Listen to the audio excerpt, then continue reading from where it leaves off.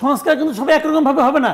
তারা এটুকু বুঝতে পেরেছে যে সামনের নির্বাচনে তাদের জিতে আসতে হলে জনগণের মন জয় করে জিতে আসতে হবে। সাধারণ মানুষের মধ্যেও কিন্তু রাজনৈতিক দলের সংস্কার নিয়ে কথা উঠছে।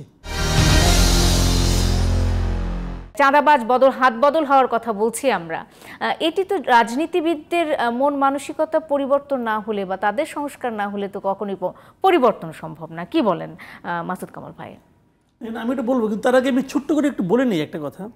এই যে লোভ না ভয় একটা কথা আছে না, আমি কিন্তু এখনো মনে করি লোভে। ভয়টা যদি থাকতো না, ভয় জয় করা যায়। আমি একটা ছোট্ট একটা এক্সাম্পল দিয়ে বলি। আগে নির্বাচন কমিশনে মাহবুব তালুকদার ছিলেন, উনি সারাক্ষণ কিন্তু ওনার মতো করে কথা বলেছেন। ওনার কি হয়েছিল? ওনাকে নানাভাবে নানা বিশেষ করে ভূষিত করা হয়েছে। কি তাতে ওনার কোনো ক্ষতি হয়েছে? ভয়ের মতো কোনো ঘটনা ওনার জীবনে ঘটানো সম্ভব হয়েছে? হয় না। ভয়টা জরুরি না। ভয়টা ভাই এটা হলো আপনার চরিত্রের উপর নির্ভর করে। ভয় পেলেই ভয়, ভয় না পেলে ভয় নাই। এরা আসলে লোভেই করেছিল, এদের চারিত্রিক দৃঢ়তা নাই, এরা লোভের কাছে পরাজিত। যাই হোক, সেটা একটা ব্যাপার।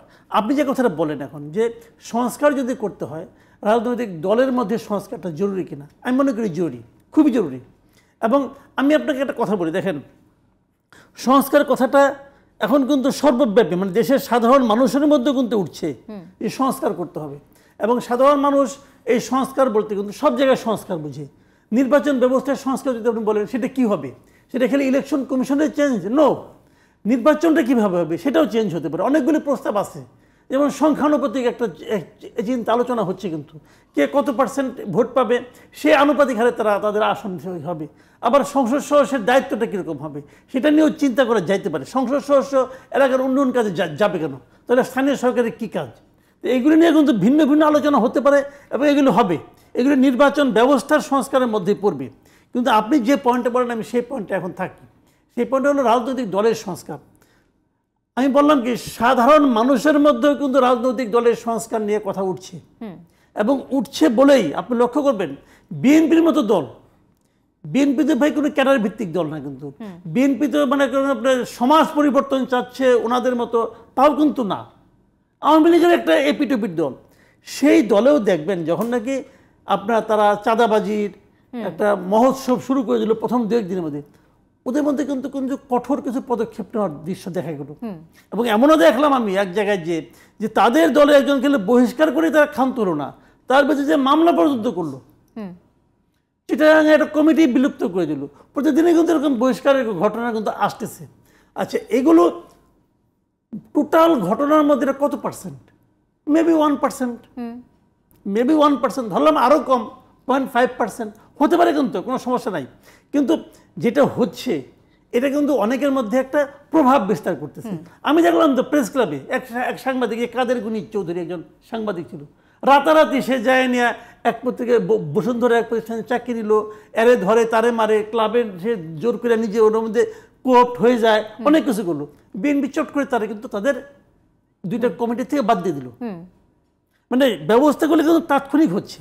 আমি বলছি, আমি বিএনপিকে প্রশংসা এই ব্যাপারে আমি করবোই, কারণ তাদের তো এটা চরিত্র না। আসলে এই দলটা তো বহিষ্কার করার মতো চরিত্র দল তো না এটা, কিন্তু তারা তো এটা করছে। এটা করছে কেন? দলকে নিয়ন্ত্রণে রাখা। আমি মনে করি অন্য জায়গায়, আমি মনে করি তারা এটুকু বুঝতে পেরেছে যে সামনের নির্বাচনে তাদের জিতে আসতে হলে জনগণের মন জয় করে জিতে আসতে হবে। এটা তারা বুঝতে পারছে এবং তারা জনগণের মন জয় করার চেষ্টা করতেছে।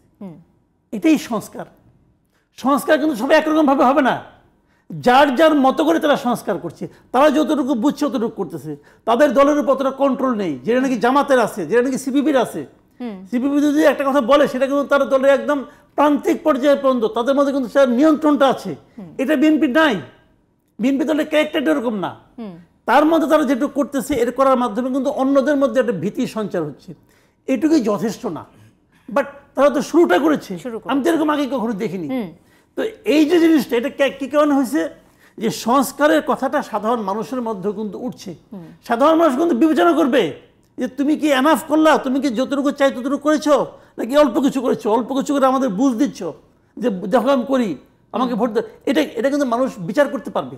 তো সেই অনুযায়ী আমি মনে করি যে এখন অন্ততপক্ষে বেসিক কাজ যেটা, সেটা হলো এই সরকার যদি মানুষের মধ্যে এই ধারণাটা, মানুষ মানে রাজনৈতিক দলগুলোর মধ্যেও এই ধারণাটা কায়েম করতে পারে যে সাধারণ মানুষ তোমাকে দেখে ভোট দিবে, তোমার আচরণ দেখে ভোট দিবে, তারা কি চায় তার সঙ্গে মিলিয়ে তারা ভোট দিবে, এই চিন্তাটা যদি পলিটিক্যাল পার্টিগুলির মধ্যে ঢুকে তবুও কিছুটা সংস্কার হবে। কিছুটা সংস্কার হবে।